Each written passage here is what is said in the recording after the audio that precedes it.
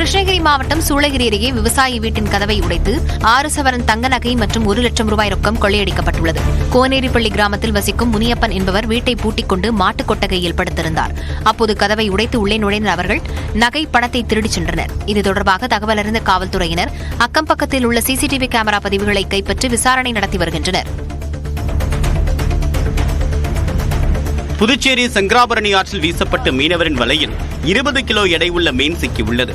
வீடூர் அணையில் நீர் திறக்கப்பட்டதால் சங்கராபரணி ஆற்றில் வெள்ளப்பெருக்கு ஏற்பட்டுள்ளது. இதனால் புதுச்சேரி கடலூர் சாலையில் நோனாங்குப்பம் ஆற்றின் தடுப்பணையை தாண்டி வெள்ளம் கடலை நோக்கி செல்கிறது. இந்த பாலத்தின் மேல் இருந்து மீனவர்கள் பலரும் ஆற்றில் வலை வீசி மீன்பிடித்து வருகின்றனர். அந்த வகையில் வலை வீசிய வேலு என்பவருக்கு 20 கிலோ எடை கொண்ட கட்லா மீன் சிக்கியதால் அவர் பெரும் மகிழ்ச்சி அடைந்தார். சென்னை அடுத்த மேடவாக்கத்தில் மொபைல் போனை பயன்படுத்தியதை பெற்றோர் கண்டித்ததால் 11ஆம் வகுப்பு மாணவன் தற்கொலை செய்து கொண்ட சம்பவம் அதிர்ச்சியை ஏற்படுத்தியுள்ளது. மேடவாக்கம் சிவகாமி நகர் வேலாயுதம் தெருவை சேர்ந்த மாரிமுத்து சரஸ்வதி தம்பதியினரின் மகன் சிவசங்கர் பள்ளிக்கரணை அரசு பள்ளியில் 11ஆம் வகுப்பு படித்து வந்தார். இந்நிலையில் சரிவர படிக்காமல் சிவசங்கர் செல்போன் பயன்படுத்தியதால் அவருடைய பெற்றோர்கள் கண்டித்துள்ளனர். இதனால் மாணவர் சிவசங்கர் வீட்டில் யாரும் இல்லாத போது தற்கொலை செய்து கொண்டுள்ளார். தூத்துக்குடி மாவட்டம் கோவில்பட்டியில் ஓட்டு வீட்டில் பதுக்கி வைக்கப்பட்டிருந்த 2.5 டன் ரேஷன் அரிசி முட்டைகள் பறிமுதல் செய்யப்பட்டன. பாரதி நகர் மேட்டு தெருவில் ரேஷன் அரிசி முட்டைகள் பதுக்கி வைக்கப்பட்டிருப்பதாக காவல்துறைக்கு ரகசிய தகவல் கிடைத்தது. இதையடுத்து காவலர்கள் அங்குள்ள வீட்டில் சோதனை நடத்திய போது 55 மூட்டை ரேஷன் அரிசி சிக்கியது. சின்னமாரி என்பவர் இந்த அரிசி முட்டைகளை பதுக்கி வைத்திருந்ததாக கூறப்படக்கூடிய நிலையில் தொடர் விசாரணை மேற்கொள்ளப்பட்டு வருகிறது. கிருஷ்ணகிரியில் ஆட்டின் மீது குரங்கு அமர்ந்து செல்லக்கூடிய வீடியோ சமூக வலைதளங்களில் வேகமாக பரவி வருகிறது. கிருஷ்ணகிரி மாவட்ட ஆட்சியர் அலுவலகம் பின்புறத்தில் இருக்கக்கூடிய வேளாண் துறை அலுவலகத்தில் அந்த பகுதியை சேர்ந்தவர்கள் தங்களுடைய ஆடு மாடுகளை மேய்ச்சலுக்காக அழைத்து வருவது வழக்கம். இந்நிலையில் கிருஷ்ணன் என்பவருடைய ஆடுகள் மேய்ந்து கொண்டிருந்த போது சேட்டைக்கார குரங்கு ஒன்று ஒரு ஆட்டின் மீது அமர்ந்து ஹாயாக சவாரி செய்துள்ளது. இந்த காட்சிகள் தற்போது சமூக வலைதளங்களில் வேகமாக பரவி வருகிறது.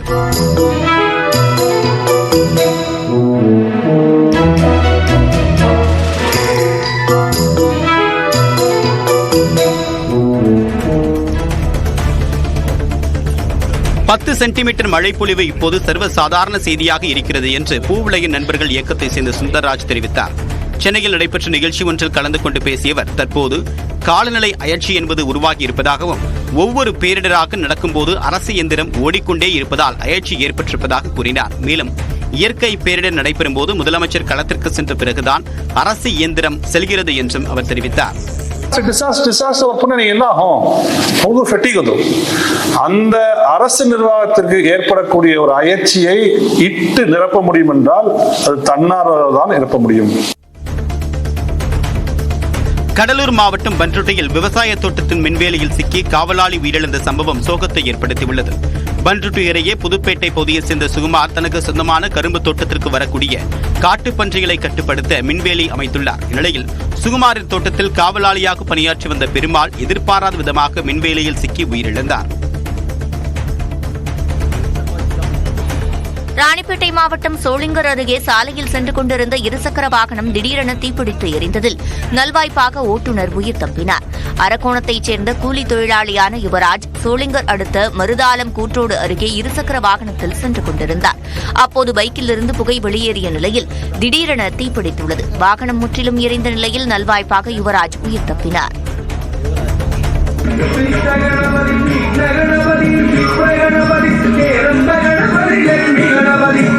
கார்த்திகை மாத பௌர்ணமியை முன்னிட்டு ராமநாதபுரம் மங்களநாதசாமி கோயிலில் பரதநாட்டிய அரங்கேற்ற விழா விமர்சையாக நடைபெற்றது. இதில் பல்வேறு மாவட்டங்களைச் சேர்ந்த நடன கலைஞர்கள் பங்கேற்று பரதநாட்டியம் ஆடினர்.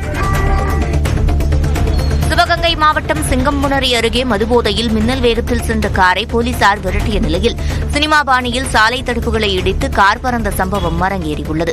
வேலாயுதம்பட்டியைச் சேர்ந்த 6 இளைஞர்கள் மதுபோதையில் காரை வேகமாக செலுத்திய நிலையில் போலீசார் வழிமறித்துள்ளனர். போலீசார் விரட்டி வருவதைக் கண்ட இளைஞர்கள் மின்னல் வேகத்தில் காரை செலுத்தி சாலை தடுப்பு உள்ளிட்டவைகளை இடித்து தள்ளிச் சென்றனர். இறுதியில் பேரிகார்டில் மோதி கார் நின்ற நிலையில் 6 பேரையும் போலீசார் பிடித்து விசாரித்து வருகின்றனர். சிவகங்கை மாவட்டம் தேவக்கோட்டை அருகே உதயாட்சி அணைக்கட்டில் மீன்பிடித்தவர் வெள்ளத்தில் தவறி விழுந்து உயிரிழந்த சம்பவம் சோகத்தை ஏற்படுத்தியுள்ளது. தேவக்கோட்டையை சேர்ந்த ஆறுமுகம் என்பவர் உதயாட்சி அணைக்கட்டில் மீன்பிடித்துக் கொண்டிருந்தார். அப்போது எதிர்பாராத விதமாக ஆற்றில் தவறி விழுந்தவர் வெள்ள நீரில் அடித்து செல்லப்பட்டார்.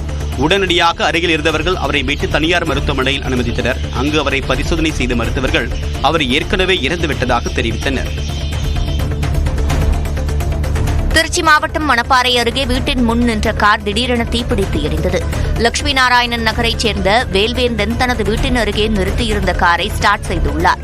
அப்போது காரில் இருந்து கரும்புகை வெளியேறிய நிலையில் திடீரென தீப்பிடித்தது. தகவல் அறிந்து வந்த தீயணைப்புத் துறையினர் துரிதமாக செயல்பட்டு தீயை அணைத்தனர். இருப்பினும் காரின் முன்பகுதி எரிந்து சேதமானது.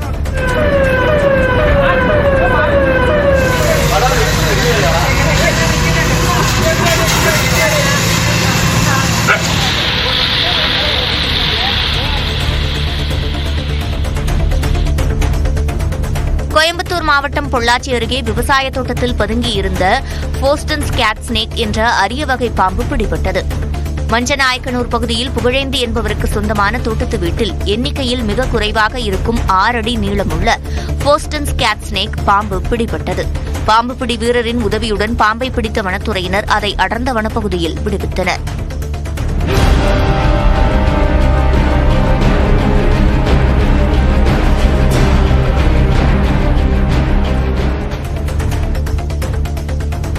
தேனி மாவட்டம் போடிநாயக்கனூர் அடுத்த ராமகிருஷ்ணாபுரம் கிராமத்தில் சிறுத்தை நடமாடுவதாக வீடியோ பரவிய நிலையில் சம்பவ இடத்தில் ஆய்வு செய்த வனத்துறையினர் அது நாய் என்பதை உறுதி செய்தனர்.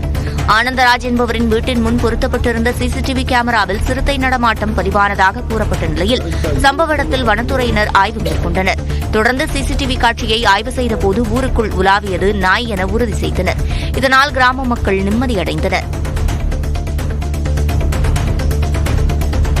திருப்பூர் மாவட்டம் உடுமலை அருகே காட்டாற்று வெள்ளத்தில் மூழ்கிய லிங்கேஸ்வரர் கோயில் உண்டியல் காணிக்கை எண்ணப்பட்டது. அண்மையில் பெய்த கனமழையால் திருமூர்த்தி பஞ்சலிங்க அருவியில் ஏற்பட்ட வெள்ளப்பெருக்கில் லிங்கேஸ்வரர் கோயில் மூழ்கியது. தற்போது வெள்ள நீர் வடிந்த நிலையில் உண்டியல் காணிக்கை எண்ணப்பட்டது. நீரில் ஒன்றோடு ஒன்று ஒட்டி அழுக்கடைந்து போன நிலையில் காணப்பட்ட ரூபாய் நோட்டுகள் நீரில் கழுவப்பட்டு எண்ணப்பட்டன. மொத்தம் 79,388 ரூபாய் காணிக்கை வசூலானதாக தெரிவிக்கப்பட்டுள்ளது. வேலூர் மாவட்டம் குடியாத்தம் அருகே லாரியும் ஆட்டோவும் நேருக்கு நேர் மோதிக்கொண்ட விபத்தில் கல்லூரி மாணவிகள் உள்பட 8 பேர் படுகாயமடைந்தனர். தனியார் கல்லூரி மாணவிகள் 11 பேர் சக தோழியின் வீட்டு விசேஷத்தில் கலந்து கொள்ள ஆட்டோவில் பயணித்துள்ளனர். பால்காரன்பட்டி அருகே ஆட்டோ சென்றபோது எதிரே வந்த லாரியின் மீது மோதி விபத்துக்குள்ளானது. இந்த சம்பவத்தில் ஆட்டோ ஓட்டுநர் உள்பட 8 பேர் படுகாயமடைந்தனர். தருமபுரி மாவட்டம் அரூர் சட்டமன்ற தொகுதிக்குட்பட்ட நாம் தமிழர் கட்சி நிர்வாகிகள் 10 பேர் கட்சியில் இருந்து விலகுவதாக அறிவித்துள்ளனர். தலைவர், துணைச் செயலாளர், பொருளாளர் என பல்வேறு பொறுப்புகளை வகித்த 10 பேர் நாம் தமிழர் கட்சியிலிருந்து விலகுவதாக அறிவித்துள்ளனர். கட்சியின் கொள்கை கோட்பாடுகளிலிருந்து சீமான் விலகி பரப்புரை செய்வதாகவும், அதே நேரம் திரைத்துறையைச் சேர்ந்தவரின் பின்னால் செல்ல தங்களுக்கு விருப்பமில்லை என்றும் தெரிவித்துள்ளனர். ஜம்மு காஷ்மீரில் தோடா மாவட்டத்தில் கண்டோபலேசா கிராமத்தில் உள்ள வனப்பகுதியில் தீ விபத்து ஏற்பட்டது. நெடுந்தூரத்திற்கு தீப்பிழம்புகள் படர்ந்து பற்றி எரிந்த நிலையில் கரடுமுரடான நிலப்பரப்பு வீரர்களை அப்பகுதியை அணுகுவதற்கும் தீயை அணைப்பதற்கும் சிரமத்தை ஏற்படுத்தியது. மேலும் சேதம் ஏற்படாமல் தடுக்க வனத்துறையினர் தங்களால் இயன்ற பணிகளை மேற்கொண்டு வருகின்றனர். விழுப்புரம் மாவட்டம் விக்கிரவாண்டி அடுத்த வி சாத்தனூரில் பெஞ்சல் புயல் வெள்ள பாதிப்பில் உயிரிழந்த 3 பேருக்கு விசிக சார்பில் நாடாளுமன்ற உறுப்பினர் ரவிக்குமார் நிவாரண உதவிகளை வழங்கினார். வெள்ளத்தால் பாதிக்கப்பட்டவர்களுக்கு விடுதலை சிறுத்தைகள் கட்சி சார்பில் நிவாரணப் பொருட்கள் வழங்கப்பட்டன. அதன்படி ஐயன்கோவில்பட்டு கிராமத்தில் திருநங்கைகளுக்கு அரிசி, மளிகைப் பொருட்களும், வி சாத்தனூர் கிராமத்தில் 500 குடும்பங்களுக்கு அரிசி, மளிகை உள்ளிட்ட நிவாரணப் பொருட்களை ரவிக்குமார் எம்பி வழங்கினார். மேலும் வெள்ளத்தில் சிக்கி உயிரிழந்த 3 பேரின் குடும்பத்திற்கு தலா 25,000 ரூபாய் நிவாரண நிதி வழங்கினார். கனமழையால் திருவாரூர் மாவட்டத்தில் 13,117 ஏக்கர் நெல் பயிர்கள் பாதிக்கப்பட்டுள்ளதாக வேளாண் துறை தெரிவித்துள்ளது. திருவாரூர் மாவட்டத்தில் கடந்த சில நாட்களாக பெய்த கனமழை காரணமாக இளம் சம்பா நெல் பயிர்கள் மற்றும் அறுவடைக்கு தயாரான நெற்பயிர்கள் நீரில் மூழ்கின. மழையால் சேதமடைந்த பயிர்கள் குறித்து வேளாண் துறை சார்பில் கணக்கெடுக்கும் பணி முழுவீச்சில் நடைபெற்று வருகிறது. தற்போது வரை மாவட்டம் முழுவதும் 13,117 ஏக்கர் சம்பா நெல் பயிர்கள் மழைநீரில் மூழ்கியுள்ளதாக அதிகாரிகள் தெரிவித்துள்ளனர். மாவட்டம் முழுவதும் கணக்கெடுக்கும் பணி தொடர்ந்து நடைபெற்று வருவதாகவும் வேளாண் துறை அதிகாரிகள் கூறியுள்ளனர். கொடைக்கானல் அப்சர்வேட்டரி பகுதியில் அமைந்துள்ள கற்பக விநாயகர் கோயிலில் 25ஆம் ஆண்டு மண்டல பூஜை மற்றும் பூக்குழி விழா நடைபெற்றது. கோயிலில் அமைந்துள்ள ஐயப்பன் சுவாமிக்கு வண்ண வண்ண மலர்களால் அலங்காரம் செய்யப்பட்டு சிறப்பு பூஜை நடைபெற்றது. தொடர்ந்து நூற்றுக்கணக்கான பக்தர்கள் சரணகோஷமிட்டவாறு பூக்குழி இறங்கி ஐயப்பனை வழிபட்டனர்.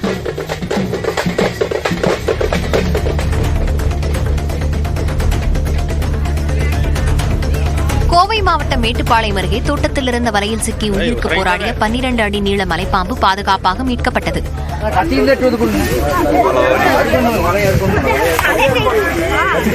ஆதிமாதையனூர் கிராமத்தில் லட்சுமி என்பவரின் தோட்டத்தில் வைக்கப்பட்டிருந்த வலையில் பாம்பு சிக்கியிருந்தது. இதை பார்த்த மக்கள் வனத்துறைக்கு தகவல் தெரிவித்தனர். அவர்கள் வந்து வலையை அறுத்து மலைப்பாம்பை பாதுகாப்பாக மீட்டு காரமடை வனச்சரகத்திற்குட்பட்ட அத்திக்கடவு வனப்பகுதியில் விட்டனர்.